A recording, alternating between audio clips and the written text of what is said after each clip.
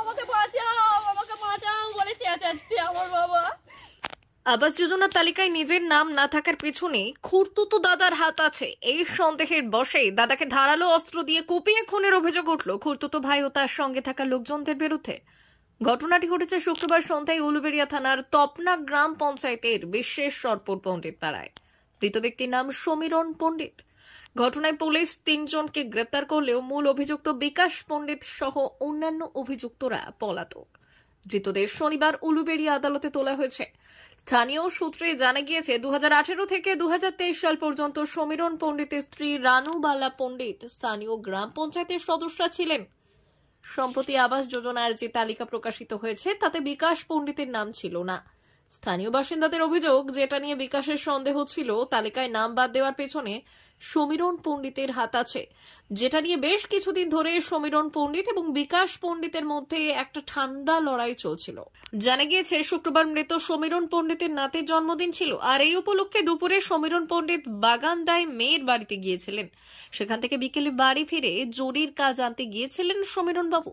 মৃত ব্যক্তির পরিবারের অভিযোগ, সন্ধ্যায় জরির কাজ নিয়ে বাড়ি ফেরার সময় বাড়ি থেকে 50 মিটার দূরত্বে বিকাশ পণ্ডিত এবং তার সঙ্গীরা সমীরণ পণ্ডিতকে ধরে পাশের একটি ঝোপে টেনে নিয়ে গিয়ে ধারালো অস্ত্র দিয়ে কোপায়। পরে সমীরণ বাবুর চিৎকারে পরিবারে ও আশেপাশের লোকজন ছুটে আসলে বিকাশ পণ্ডিত এবং তার সঙ্গীরা পালায়।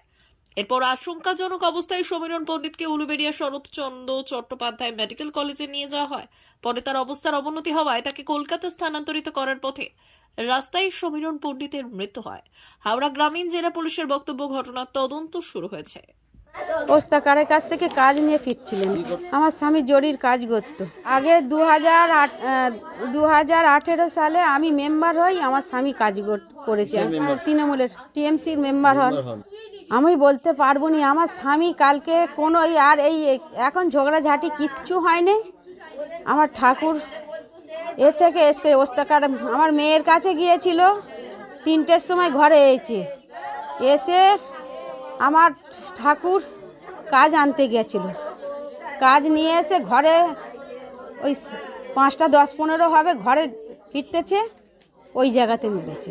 ওই যে বলে সেই যে ঘরের নাম ছিল সেই ঘর এখন ও আমার স্বামী তো 5 বছর পরে তো নেবে গেছে, ফের তো 3 বছর হয়ে গেছে প্রার্থী। আমার স্বামী জানেই না যে কে কাকে ঘর দিচ্ছে, এ লিস্ট তৈরি করে দিয়েছে। এবারে ঘরের ওই সব ফটো তুলে কে কার ঘর কেটেছে আমরা জানিনি, আমার স্বামীও জানতো না। বিনা কারণে আমার স্বামীকে আজকে মারলো। বন্ধ করছে যে কেটেছে, কিন্তু আমার স্বামী ঘর কাটেনি।